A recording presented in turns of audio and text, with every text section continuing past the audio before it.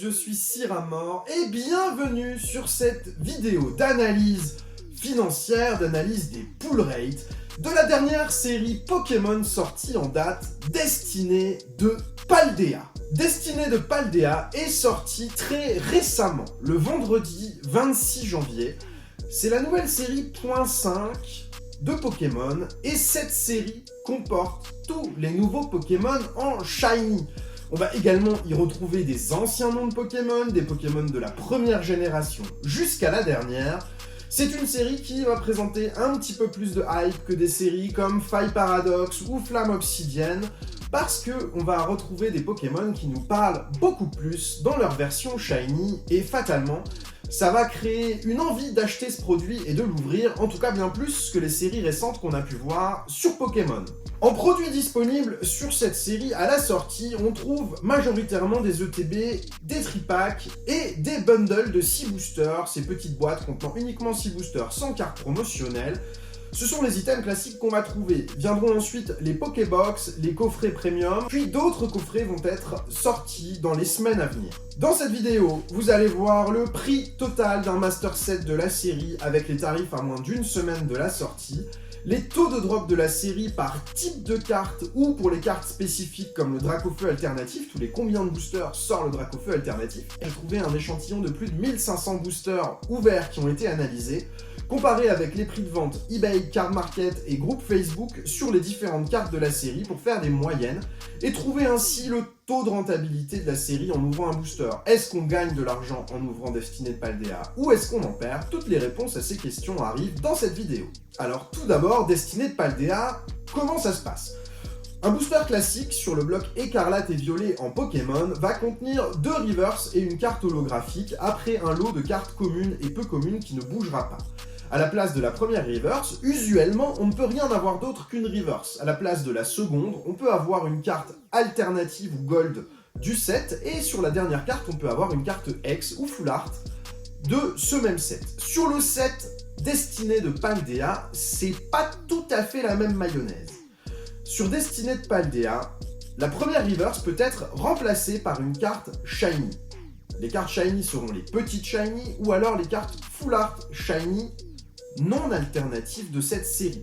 La deuxième reverse pourra être remplacée soit par une gold, soit par une carte alternative de la série. Et enfin, la carte holographique peut être remplacée par une full art dresseur ou par une carte X standard de ce set EV 4.5. Pour comprendre un petit peu la valeur des cartes qu'on va trouver sur ce set, on va s'intéresser au top 5 des cartes les plus chères en tenant compte des prix des cartes vendues depuis la sortie, donc depuis le vendredi 26 janvier jusqu'à aujourd'hui. Les 5 cartes les plus chères sont en 5e position, une alternative dresseur machine. Cette carte coûte aujourd'hui autour de 50 €. On va trouver des ventes réussies un petit peu en dessous de ce prix, d'autres un peu au-dessus de ce prix. Les listings card market vont être également fluctuants pour le moment parce que la série est sortie très récemment. En 4e position, c'est une petite shiny, c'est la carte Pikachu en petite shiny qui est cotée aujourd'hui à 55 €. En 3e position, on arrive dans le top 3 et sans surprise, le top 3, ce sera les 3 alternatives Pokémon de la série. 3e position, Gardevoir, qu'on trouve autour de 130 €. 2e position pour Mew, qui est ma carte préférée de ce set, qui va avoir un tarif oscillant autour de 140 €. Et évidemment, à la première position, sans surprise, c'est Dracofeu qui arrive en tête.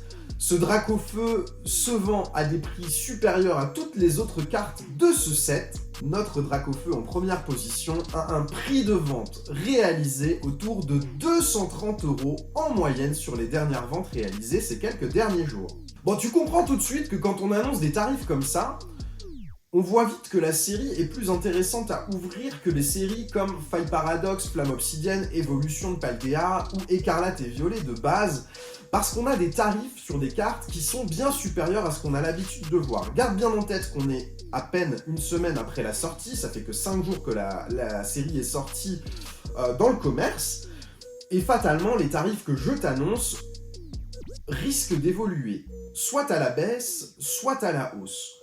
On va s'intéresser maintenant au taux de drop des cartes pour comprendre si c'est facile ou non d'obtenir les grosses cartes de la série, tout en gardant en mémoire que sur les séries .5, il n'existe pas de display. Sur une display classique sur Écarlate et Violet, tu as 2 cartes secrètes garanties par display, ce qui peut être soit des alternatives, soit des gold.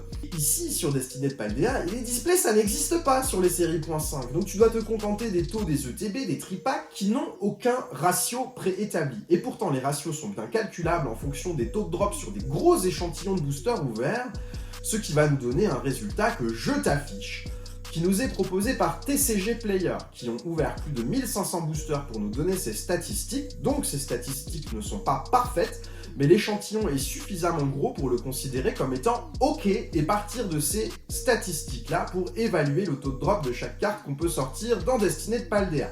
On va les prendre dans l'ordre d'apparition sur le tableau. On va commencer par les gold. Des gold, il y en a 6 sur le set. Une carte gold va tomber tous les 62 boosters.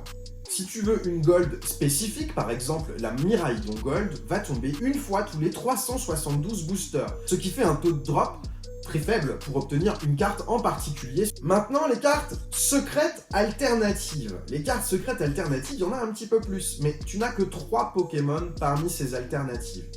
Ce qui fait qu'une carte alternative, quelle qu'elle soit, dresseur ou Pokémon, tu en trouves une tous les 58 boosters. Attention, c'est déjà très faible comme taux de drop, si on compare ça à des séries plus récentes sur Écarlate et Violet. Et les 3 qui sont intéressantes sur le set, ce sont les 3 alternatives Pokémon du set. Et chaque carte spécifiquement tombe une fois tous les 465 boosters. Mais parmi ces cartes alternatives, il n'y a que 3 Pokémon parmi les 8. Donc quel est le taux de drop d'un Pokémon alternatif? Eh bien tu as une chance sur 155, en ouvrant un booster, d'obtenir une alternative Pokémon. Si tu ramènes ça en ETB, ça veut dire qu'en gros, une fois tous les 17-18 ETB, tu vas avoir un Pokémon alternatif, ce qui est très peu. Et quand tu vois des ouvertures de 100 boosters sur YouTube et que les mecs tombent pas de Pokémon alternatifs, et ben finalement ça s'explique par ce taux de drop qui est très difficile sur les Pokémon alternatifs sur cette série. Ensuite, les cartes AR. Les art rares, les cartes illustration rares, comme on les appelle en Europe, eh ben il n'y en a pas beaucoup, il n'y en a que 3. Et leur taux de drop est de 1 sur 42 pour avoir une AR spécifiquement. Ce qui fait qu'elle tombe énormément. Une fois tous les 14 boosters, tu vas obtenir une AR aléatoire. Viennent ensuite les cartes Full Art Dresseur, les classiques qui viennent remplacer la carte holographique dans les boosters. Ces cartes-là, tu vas en obtenir une tous les 15 boosters. C'est pareil, c'est des cartes qui tombent assez fréquemment, elles sont pas très dures à obtenir, et tu as une chance sur 76, d'après TCG Player, pour obtenir une carte spécifique parmi les dresseurs Full Art de ce set. Maintenant, on arrive dans le vif du sujet. Les Shiny, comment ça tombe dans Destinée de Paldea? Sur ces séries .5, ce qui nous intéresse, c'est les cartes qui sortent de l'ordinaire, et c'est bien celles-là qui vont nous intéresser. Les Full Art Shiny, les petites Shiny qui sont extrêmement nombreuses sur ce set. Une Full Art Shiny tombe une fois tous les 13 boosters. Ce qui fait qu'une Full Art spécifique d'un Pokémon que tu veux avoir, mettons si tu cherches le Mew Full Art Shiny, tu as une chance sur 155 de l'obtenir dans un booster. Et les petites Shiny maintenant. Les petites Shiny, ceux qui ont ouvert du Destinée de Paldea ou qui ont regardé des ouvertures, vous vous rendez compte que ça tombe énormément. Il tombe une petite Shiny tous les 4 boosters. C'est absolument énorme comme taux de drop, ça tombe beaucoup, mais il y en a 120 des petites Shiny, et ça aussi c'est conséquent. Cette statistique veut nous dire que le Pikachu, par exemple, qui est la carte la plus appréciée parmi toutes les petites Shiny, tombe une fois tous les 472 boosters. Ce qui fait que le Pikachu en petite Shiny est plus rare qu'un Dracofeu alternatif. Une chance sur 472 contre une chance sur 465. Dans ces statistiques de TCG Player n'apparaissent pas le taux de drop des petites X, des X classiques, qui tombent en moyenne une fois tous les 4 boosters. En revanche, ce que nous partage TCG Player, c'est que d'après toutes ces statistiques, la probabilité d'avoir une secrète, et par secrète, on entend toutes les cartes visibles sur le tableau. Les AR sont des secrètes, les Full Art sont des secrètes, les petites Shiny sont des secrètes, tout est une secrète sauf les X classiques parmi les ultra rares. on a 44% de chance d'en avoir une dans un booster, ce qui est considérable. Sur une série .5, même si on compare ça à Destinée Radieuse ou Destinée Occulte, la probabilité d'obtenir une carte ultra rare ou secrète est considérablement meilleure sur ce set que sur les précédentes séries .5 qu'on a obtenues. Bon, maintenant tu connais la probabilité d'obtenir les cartes de la série, tu connais le contenu d'un booster destiné de Paldea, ce qui va nous intéresser c'est le prix. On a parlé du prix du top 5 des cartes destinées de Paldea, mais je ne me suis pas arrêté au top 5 pour faire les statistiques. J'ai fait un prix sur la totalité des cartes de la série en descendant jusqu'au co-unco de la série, en considérant que pour connaître le prix récupéré en ouvrant un booster, on tient compte de toutes les cartes obtenues dans le booster. Évidemment, il a fallu faire des moyennes. On ne peut pas lister 120 petites shiny en tenant compte de leur prix individuellement, et sachant que les ventes réussies ne vont pas avoir de prix fixe sur les cartes pour l'instant. Certaines cartes sont vendues 1 € en petite shiny, quand cette même carte peut être vendue à 12 € le jour suivant.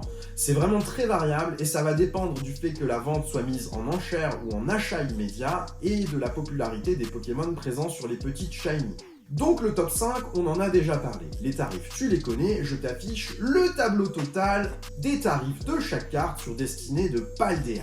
On s'est arrêté à Machine sur le top 5, viennent ensuite les autres cartes dresseurs alternatives qui vont suivre le cours de prix en se trouvant autour de 30 € par carte. On a une petite exception pour Clover qui se trouve à 35 €, un poil plus cher que les autres. Et on arrive ensuite au Gold. Les 6 Gold de la série coûtent en moyenne 32 € par carte. Les moins chers, ça va être les Changjian, Baojian, et les plus chers, ça va être Miraidon, Miraidon. Ensuite, les Shiny Full Art, les ex-Full Art non alternatives. Ces cartes-là, il en existe beaucoup sur le set. On a 13 Shiny différentes sur le set en Full Art. Et ces cartes-là vont avoir une valeur de 14 € en moyenne. Pourquoi 14 €? Parce que tu vas trouver des Terra Cruel, des Cléopsitra, qui vont avoir une valeur relativement faible, en dessous de 10 € en vente réussie. On est souvent entre 7 et 8 € sur ces cartes-là, sur les dernières ventes observées. Et ça va grimper jusqu'à arriver au Mew, qui se vendait quelques jours avant la sortie 80-90 € et qui est déjà descendu autour de 20 balles. Ce qui fait que les cotes que je t'annonce, encore une fois, je te remets un petit warning, elles sont pas stables.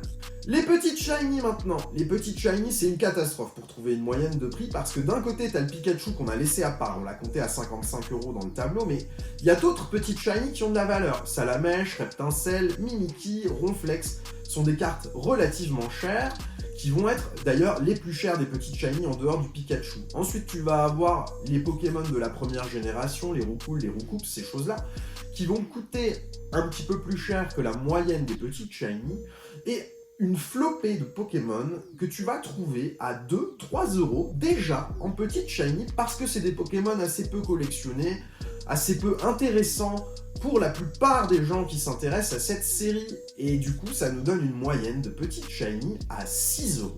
Les dresseurs full art, on est à 10 € en moyenne.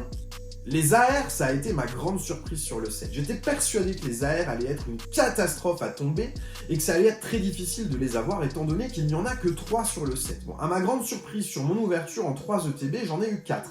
Je pensais avoir été complètement en dehors des clous et avoir eu une chance démesurée en les ayant, mais pas tant que ça. On a vu précédemment qu'elles tombaient beaucoup et par conséquent leur valeur est plutôt faible. Les AR se vendent en moyenne 5 € l'unité. Enfin, les ex standards, il y en a finalement assez peu sur le set, mais parmi elles se trouve un Dracofeu qui va faire un peu monter la cote. Les ex classiques vont se vendre autour de 1,50 € à 2 €. Le Dracofeu sera un petit peu plus cher, ce qui nous pousse une moyenne de tarifs sur les ex classiques à 3 €.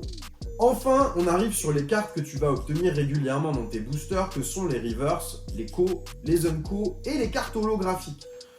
Les Reverse, on les a chiffrés à 10 centimes, c'est ce que ça vaut généralement sur un set récent. Ici, les Reverse vont quand même tomber, à la différence de Zénith Suprême, où tu avais la Reverse qui pouvait être remplacée par une AR, ou une TG à l'époque, GG, Galarian Gallery.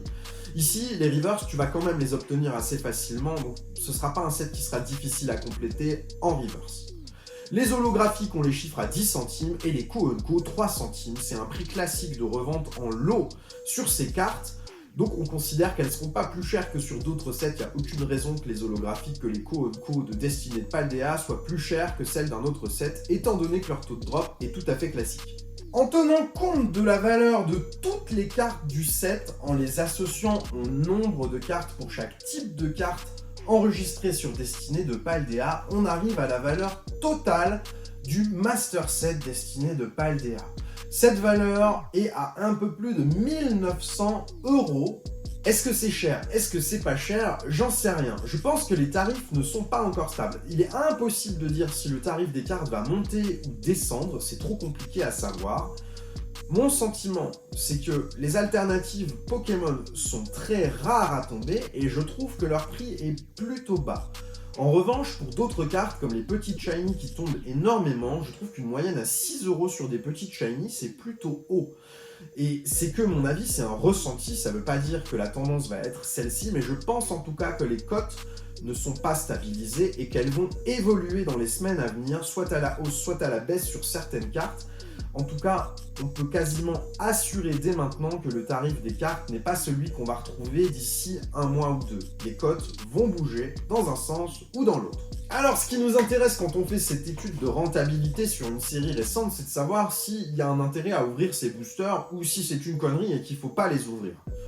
Je sais que certains d'entre vous s'en fichent et vont ouvrir les boosters par pur plaisir. Dans ce cas-là, comme d'habitude, aucun problème. Ouvre le booster, fais-toi plaisir, trie tes cartes et fais ta collection. Mais d'autres ont une vision différente en se disant « Merde, je vais ouvrir un booster, est-ce que je prends un risque? Est-ce que c'est quelque chose que je dois faire ?» Ça peut vite représenter un budget d'acheter une ETB. Et on peut se poser la question de la collectionner en scellé ou de l'ouvrir pour y obtenir les cartes qu'on a dedans. Donc, j'ai associé à la totalité de ces informations la valeur de revient des cartes qu'on trouve dans un booster destiné de Paldea avec des tarifs qui ne sont pas stables et pas déterminés dans le temps. Aujourd'hui, en ouvrant un booster destiné de Paldea, tu vas récupérer en moyenne 6,58 € de cartes. 6,58 € dans un booster récent, c'est une statistique absolument hallucinante, tellement c'est haut. Un booster destiné de Paldea contient plus de valeur, statistiquement, qu'un booster 151 à sa sortie. On était à 6,26 € sur 151, ce qui est inférieur à la valeur de Destiny de Paldea. On peut s'amuser à le comparer avec d'autres séries un peu plus anciennes, sans être dans le vintage, bien évidemment. Zenith Supreme, qui était une série réputée pour donner énormément de hits qui ont de la valeur, et bien Zenith Supreme rapportait 5,04 € en moyenne par booster. On est bien au-delà sur Destiny de Paldea. Et enfin, pour comparer à une série plus classique, Flamme Obsidienne. Flamme Obsidienne, en début de sortie de cette série, rapportait 4,20 € par booster, quand le Dracofeu valait 160 balles. Aujourd'hui, le Dracofeu a beaucoup baissé en valeur, le Dracofeu alternatif de EV3, donc cette valeur a forcément diminué depuis le temps. Mais on va comparer des choses qui sont comparables. EV3 à sa sortie et Destiny de Paldea à sa sortie, c'est comparable. Le prix d'un booster est plus ou moins identique. On va être forcément un petit peu plus cher sur Destiny de Paldea parce qu'on a un petit peu plus de demandes sur ces boosters, mais on est autour de 6 € le booster. Et on a 2,30 € de valeur en moins sur un booster EV3 qu'on ouvrait par rapport à Destiny de Paldea. Donc oui, beaucoup plus intéressant d'ouvrir Destiny de Paldea que Flamme Obsidienne à la sortie. Mais un booster Destiny de Paldea, combien ça coûte réellement? Eh bien, il semblerait que les produits soient quand même assez disponibles en boutique. On va considérer que le prix d'un booster Destiny de Paldea est au prix retail de 6 €. Beaucoup d'entre vous en ont trouvé, je ne sais pas quelle sera la disponibilité des produits dans le temps, quels seront les restocks dans les magasins. On est quand même encore très proche de la sortie, donc pour le moment les produits sont disponibles. Je sais que les tripacks sont vendus de temps en temps à des prix exorbitants. On va trouver des tripacks à 21-22 €, ce qui nous fait un petit peu plus de 7 € le booster. Et les ETB devraient se trouver autour de 55 €, ce qui représente 6 € le booster, à quelque chose près. Mais on est dans des tarifs qui sont acceptables pour une date proche de celle de la sortie. Donc tu achètes un booster 6 balles, tu ouvres des boosters 6,58 € de cartes en moyenne à l'intérieur. On peut considérer que Destiny de Paldea est rentable à ouvrir si tu achètes tes boosters à 6 € pièce. Bien entendu, il s'agit de statistiques, c'est mathématique, et pour que cette statistique s'avère vraie, il faut ouvrir un échantillon colossal de boosters. Si tu ouvres une ETB, évidemment, il est probable que tu récupères pas la valeur de ton ETB, puisque pour que ces statistiques soient justes, il faut prendre en compte le prix des plus grosses cartes de la série, et si tu n'obtiens pas une des cartes du top 5 de la série, tu ne seras pas rentable, et la probabilité de les obtenir est évidemment assez faible. Comme d'habitude, je ne fais pas cette vidéo pour vous inciter à ouvrir des boosters en vous disant qu'à chaque ouverture vous serez rentable. Non, c'est pas le cas du tout.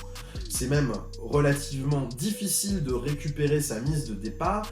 C'est juste que statistiquement, comme les cartes les plus grosses de la série sont chères, eh bien la valeur des cartes à l'intérieur d'un booster, sur un gros échantillon de boosters ouverts, peut être rentable. Pour te donner un ordre d'idée, si je prends uniquement les cartes du top 5 de la série, eh bien ces 5 cartes ont une valeur de 1,30€ pour chaque booster que tu ouvres. Ça veut dire que la probabilité d'obtenir ces 5 cartes te donne 1,30€ de valeur considérée dans un booster scellé. Mais quand tu ouvres ton booster, si tu n'as pas ces cartes-là, il y a déjà 1,30€ que c'est sûr, c'est parti dans la nature. Et compte tenu de la difficulté d'obtenir ces cartes, tu comprends bien qu'en ouvrant peut-être 10, 20, 30 boosters, tu as de fortes chances de ne pas être rentable sur ton ouverture. Alors, est-ce qu'il faut ouvrir du destiné à Paldea ? Comme d'habitude, à toi de répondre à cette question, je peux pas y répondre à ta place. Si tu veux te faire plaisir pour avancer dans le set et ouvrir un petit peu de boosters, évidemment tu vas prendre énormément de plaisir à ouvrir ces boosters parce que les hits tombent énormément. En revanche, si tu veux absolument obtenir une carte spécifique du set ou peut-être 5 cartes spécifiques du set, comme d'habitude, ce sera bien plus intéressant d'acheter les cartes à l'unité que d'essayer de les ouvrir toi-même. Maintenant qu'on s'est raconté tout ça, c'est à toi de te faire ton idée et de savoir si tu vas ouvrir du destiné de Paldea pour ton plaisir ou pas. Mais évidemment, l'ouverture de cartes Pokémon ne se fait pas toujours pour une recherche de rentabilité. On est sur une vidéo à caractère financier, on parle d'argent, donc on s'intéresse uniquement à ce sujet-là. Je ne dis pas du tout que c'est la raison principale pour laquelle il faut ouvrir des boosters, c'est même complètement l'inverse. Si tu ouvres des boosters pour gagner de l'argent, il faut tout de suite revoir ta stratégie et faire autre chose de ta vie, tu risques de perdre beaucoup de pognon en faisant ça. L'ouverture Pokémon doit rester avant tout un plaisir pour obtenir des cartes que tu as sorties toi-même de booster, et en aucun cas une vision dans une démarche à vouloir ouvrir des boosters pour revendre les cartes. C'est une connerie monumentale d'orienter sa collection de cette façon-là, si c'est vraiment dans un but d'augmenter ta collection ou de revendre des cartes pour gagner de l'argent. Tu ne gagneras pas en ouvrant des boosters. Par contre, Asmodée va se gaver, et ils sont contents que tu les ouvres les boosters. J'espère que cette petite analyse financière de la série destinée de Paldea t'aura plu, et on se retrouve très prochainement pour une prochaine vidéo de ce même caractère lorsqu'une prochaine série sortira sur Pokémon.